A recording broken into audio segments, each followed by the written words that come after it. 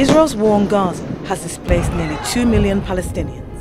A majority of them are sheltering in the city of Rafah, in the south. Now, with the threat of an Israeli ground offensive on the area and calls by its politicians to permanently expel Palestinians from the Strip, fears are growing of yet another forced population transfer. People in Power investigates.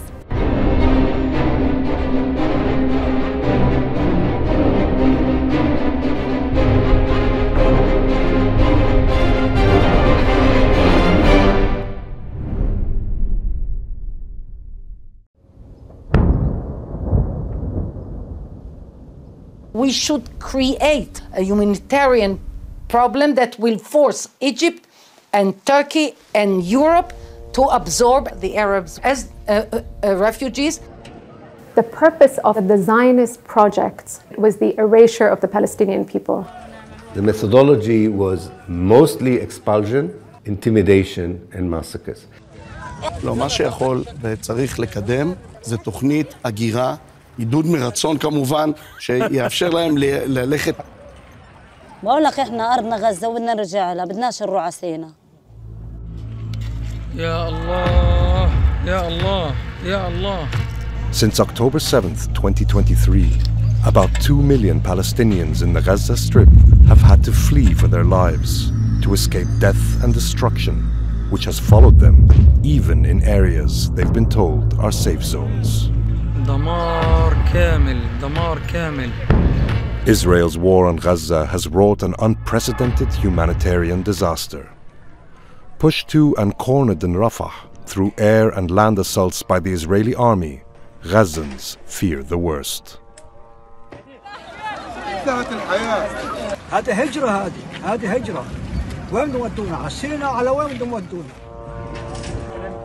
People in power set out to investigate if population transfer of the Palestinians in Gaza and the occupied West Bank is Israel's ultimate goal. As of February 21, 2024, close to 30,000 Palestinians have been killed by the Israeli army and more than 60,000 wounded and maimed. Thousands more are missing, many presumed dead under the rubble. Israel's real aim is clear, is to empty the land of Palestinians. Marwan al-Ashir, Jordan's former foreign minister and once ambassador to both Washington and Tel Aviv, has long been involved in Arab-Israeli relations. Israel is obliterating all forms of life in Gaza, not just human life, but the infrastructure, the schools, the places of worship, the hospitals, in a clear attempt to make Gaza uninhabitable so that Palestinians are forced to leave. Jordan has taken the lead in warning the world about the dangers of large-scale population transfers of Palestinians. I think on the first part of the question on the issues of refugees coming to Jordan, and I think I can quite strongly speak on behalf not only of Jordan as a nation, but of our friends in Egypt, that is a red line. Because I think that is the plan by certain of the usual suspects to try and create de facto issues on the ground. No refugees in Jordan, no refugees in Egypt. A lot of people in the West look at this and say, how can people not allow Palestinians to get in? But in fact, this is a position coordinated with the Palestinians themselves, who have learned the lesson from 1948, who do not wish to leave. And so the decision to close the border is actually a decision not to allow Israel to solve the conflict at the Palestinians' expense and drive Palestinians out of their land. Most UN member states, including Western powers, have expressed concerns for the fate of Gaza's 2.3 million people. They have publicly condemned Israeli politicians and leaders who call for the expulsion of the Palestinians. On January 28th, at least 10 Israeli cabinet ministers participated in a Resettle Gaza event in Jerusalem. Israeli National Security Minister Itamar Ben-Gvir addressed a cheering crowd.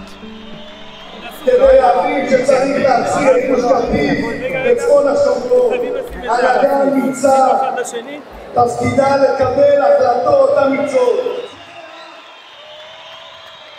will be no Arabs in the Gaza Strip. They will go to Turkey, to Scotland, to Britain. I want them out of Gaza, and we'll use different methods. One of them is not to give them any humanitarian aid, so the countries of the world will have pity on them and take them. At one of the few entry points into Gaza, Israeli settlers storm aid convoys, preventing them from delivering food and medicine. One of the families waiting for aid is that of Amira Jaji. In October 2023, they fled Gaza City to a refugee camp in Rafah after their home was bombarded and their neighborhood destroyed. بدهم الاستيلاء على أراضينا وعلى غزة بيعذبوا فينا وين نتهجر الرعاسينا وين مش أرضنا احنا بدنا غزة نرجع لها. Experts say plans to displace and transfer these Palestinians began decades ago. The most important method used by these European Jewish settlers to take over a land that will belong to the Palestinians and build their own homeland on it, the main method they were using was ethnic cleansing, expulsion, transfer if you want. Professor Ilan Pape is Israel's foremost historian on the ethnic cleansing of Palestinians.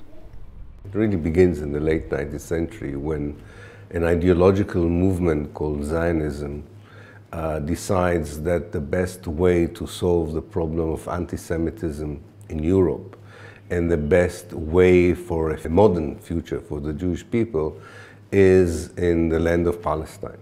So in that period between the late 19th century and the end of the First World War, Zionism becomes a fact on the ground in Palestine. At the time, it was the United Kingdom which was a chief architect and ally of Zionist aspirations in Palestine. The British ruled Palestine as part of their colonial portfolio between 1918 and 1948. So in the mid-1920s, the Zionist movement succeeds in buying land in Palestine, in two places called Wadi Hawaris and Marj ibn Ammar. Before Zionism, people also bought land. There were transactions, but the custom was the villagers who lived there for centuries remain. I mean, the change of ownership does not uproot. The Zionists, as land owners, the first thing they do, they go to the British government and say, you should evict the villages. So already in 1926, they evicted 11 villages, which means few thousand people, were the first Palestinian victims of ethnic cleansing. Deprived of their farmlands, expelled Palestinian villagers became part of the urban working class. Over the next decade, Palestinian resistance against Zionist settlers took the form of strikes and rallies, and increasingly, armed resistance. Killings of Palestinian leaders by the British contributed to the 1936 Arab Revolt. After the revolt, the British sent a commission to Palestine, and the commission was the first to think of the idea of two states. It included the relocation, the term was, of some of the population. Professor Assam Nassar is a Palestinian historian whose focus is the history of the British Mandate period. The main champion at the time was someone with the name of Yosef Weitz. And Weitz was the head of the Jewish National Fund, whose job was to acquire lands for Jewish use only. The discussions went further to the level that they started to think of where do we move these Palestinians. So when we reach the end of the mandate, that is May 1948, you can see that the Zionist movement managed to buy 5 to 6% of the land of Palestine, that's all. Because people resisted and not everybody was willing to send land, understanding that purchase of land immediately is followed by eviction of people. It's a settler colonial movement of a project of displacement and replacement. Like all settler colonial movements, if they don't complete the takeover of the land and the transfer of the people, they will continue. Because they really believe ideologically that without a total control of the land geographically, but also demographically, namely to have an absolute majority or just an absolute presence. That's also the main motivation for the Israeli actions today in the Gaza Strip, and also it's the Israeli plans for the day after. While the refugees in Rafah ponder their day after moment, that day came for Yaqub Aoudi in the spring of 1948, when Zionist forces expelled them from their home in Lifta outside Jerusalem, leaving their homes uninhabitable, and banning them to this day from ever returning. بذكر يعني امي وهي تولع النار، بدا اطلاق نار على البلد والعصابات الصهيونيه لما هدموا او لغموا 20 بيت منشان يطردوا الناس. Yaqub keeps his family property deeds, photos and a house key from Lifta close to his heart. هاي وثيقة عثمانية، بعدين هذه كواشين أرضنا، هاي تركيا وهاي الانتداب الاستعمار البريطاني، وستبقى لنا. هذه هذول صور، هاي طلاب مدرسة لفتة، هذه سنة 45، هذا أخوي هذا بن خالي وهذا. لفتة هي قرية من 531 قرية اللي دمرها الاحتلال كليا، بسكنها 3000 نسمة قبل النكبة في أكثر من 550 بيت. First of all, they prepare a master plan for the expulsion in March called Plan D, Plan Dalet.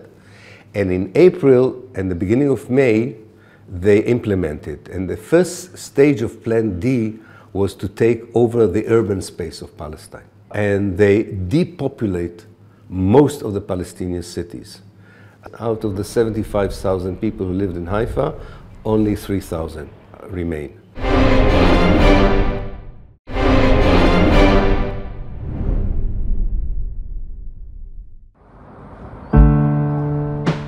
Haifa's old Arab neighborhoods today are sprinkled with Arabic name signs here and there, and old photographs on the homes of those who were driven out. South of Haifa, Jaffa was another major Palestinian port city that was forcibly depopulated by Zionist forces. Sami Abu Shhad's family was among the few that managed to remain. The main tools for ethnic cleansing of Palestine between 1947 and 1949 was violence by different Zionist terrorist groups. At that time, the British called them terrorist groups. All the important Palestinian cities, Jaffa, Haifa, Akka, Lid, Ramle, people were expelled. If you are imagining what is now being done to the Palestinians in Gaza, so they are pushing all the Palestinian population towards the city of Rafah, towards the border. And they said clearly that their strategic plan is expulsion. And they said that the preferable scenario is total expulsion of 2.3 million people from Gaza to Sinai. And then they not also want to keep them in Sinai, they want to spread them all over the world. The Israeli Ministry of Intelligence on October 13, 2023, recommended the forcible and permanent expulsion of the 2.3 million Palestinians in the Gaza Strip to Egypt's Sinai Peninsula. After a leaked copy was published by the Israeli magazine Plus 972, Israel's Ministry of Intelligence verified the authenticity of the document. The vast majority of Gaza's new refugees are descendants of families expelled from what is now Israel, including Amira Jaji and her family. تذكرت أيام أمي وأبوي الله يرحمهم رحلة ال 48 هذه الهجرة تقول لي يما إحنا كانوا ينزلوا علينا براميل ونجري في الشوارع، هي وأخوي كان صغير على إيدها، وتقول اللي يجي عليه القنبلة بسموها قنبلة، الناس أشلاء في الشوارع يعني. والحمد لله شردوا منها وطلعت. أيامها أبوي كان له حسكة، أخذها وطلعها في الحسكة عن طريق البحر. The majority were expelled through the sea because Jaffa is a coastal city. Those who went south, I'm talking about tens of thousands of people, were expelled to Gaza. Gaza is only 65 kilometers far from Jaffa.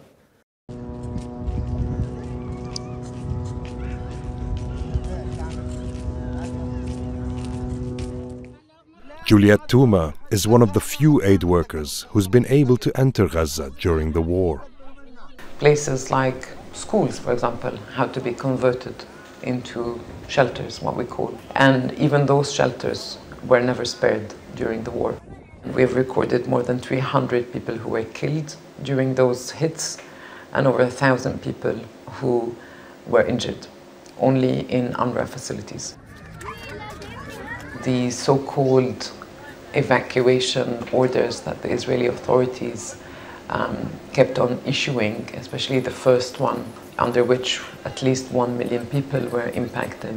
They created this sense of sheer panic, and people quite often just left everything behind. Experts say today's events are a continuation of a 7-decade-long Israeli practice of forcing Palestinians out of their homes and then barring them from ever returning. First of all, there was ethnic cleansing of about 300,000 Palestinians in the immediate aftermath of the June 67 war. Since 67 until today, Israel used an incremental policy of ethnic cleansing. Around 500,000 Palestinians were expelled in one way or another, or banned from returning, which is the same. Past policies demonstrate that attempts to empty Gaza are not new. In 1967, there was a plan particularly of reducing the number of refugees in Gaza. And there were talks about let's destroy the refugee camps and transfer this population to Jordan, until Jordan started to prevent Gazans from entering Jordan. A total of 12,000 Gazans were let into Jordan in 1969 and temporarily settled in a refugee camp near Jerash. The Gaza camp is the poorest, most marginalized camp in Jordan. And that's because the residents of that camp, they don't have the national ID that they need to allow them to work. Nazal is a co-founder of a cooperative that helps Gazan women refugees in Jordan find culturally relevant employment. Amal Aradi is the descendant of Gazan Palestinians who were driven out of their homes twice by Israeli forces. أول بداية اللجوء الداخلي اللي كان لجدي وجدتي كانوا هم ساكنين في البلد الأصلية اللي هي القلعة. أخوي دايما بلوم أبوي، أنت إيش اللي طلعك؟ ليش أنت بتطلع؟ كان أنت ضليتك في بلدك. بس بقول لي والله يابا اللي إحنا شفناه والتدمير اللي شفناه والذبح يعني خلانا نطلع غصب عنا، وكنا إحنا صغار وما معانا أي وسيلة دفاع عن النفس. فحاليا لما شفنا فعلا صار في غزة وشو صار فيهم، يعني عن جد قلت له يعني معكم حق إنه أنتم طلعتوا، يعني كان إحنا ما انوجدنا فعليا. كنا بدنا نعمل إشي مميز يعني بخص أهل غزة بالذات. So you can see over the past 75 years consistent attempts to erase Palestinian identity. Simple ways like co-opting hummus. But tatriz is a way for us to affirm the existence and continuity of the Palestinian identity.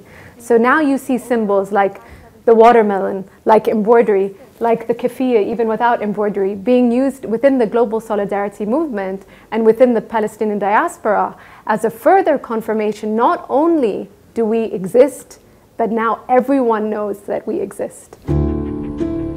Over the years, Jordan became a way station for millions of Palestinians pushed out of their homes and expelled into other countries. I am a descendant of a Jerusalemite family.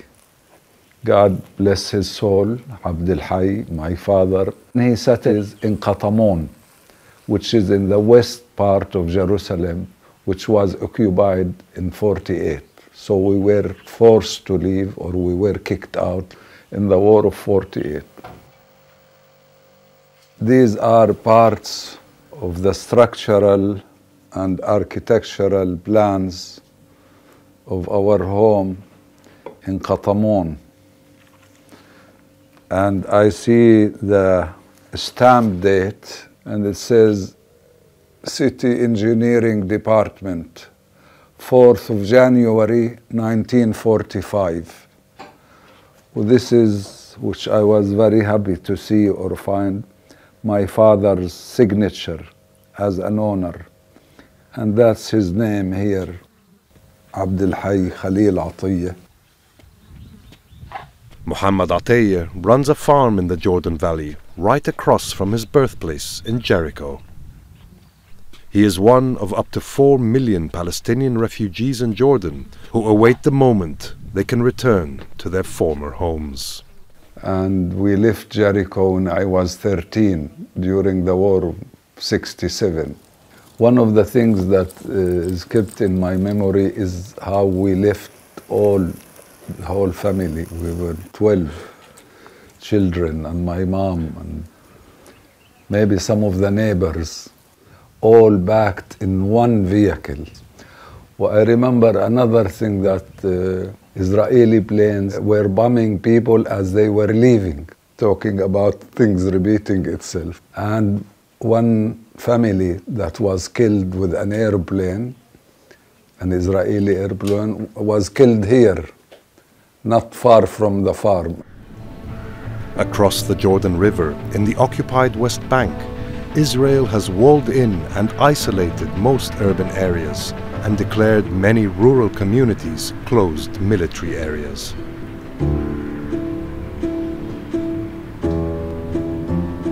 Ain Samia, a community of 300, was declared a closed military zone in May 2023 and its residents expelled.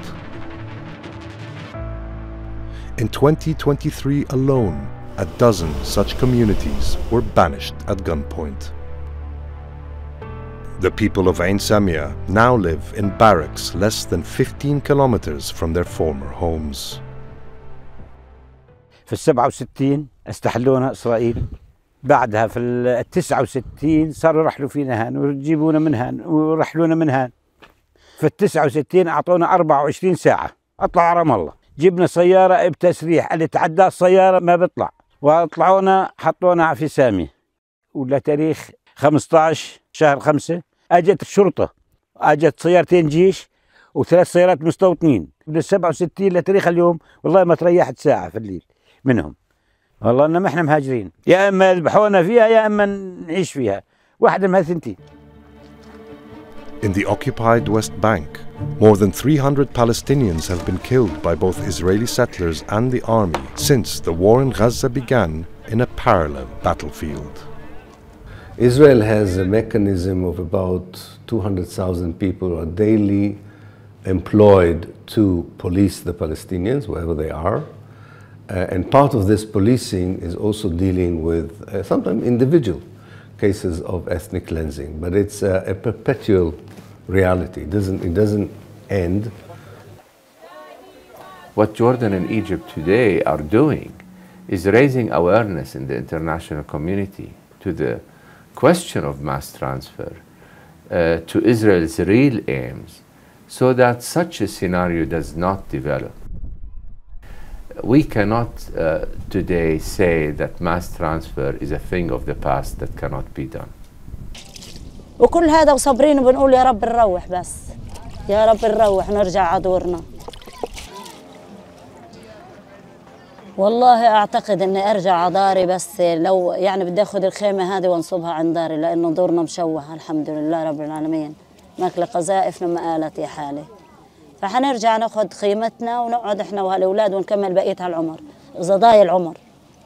والحمد لله، ايش بدنا نسوي؟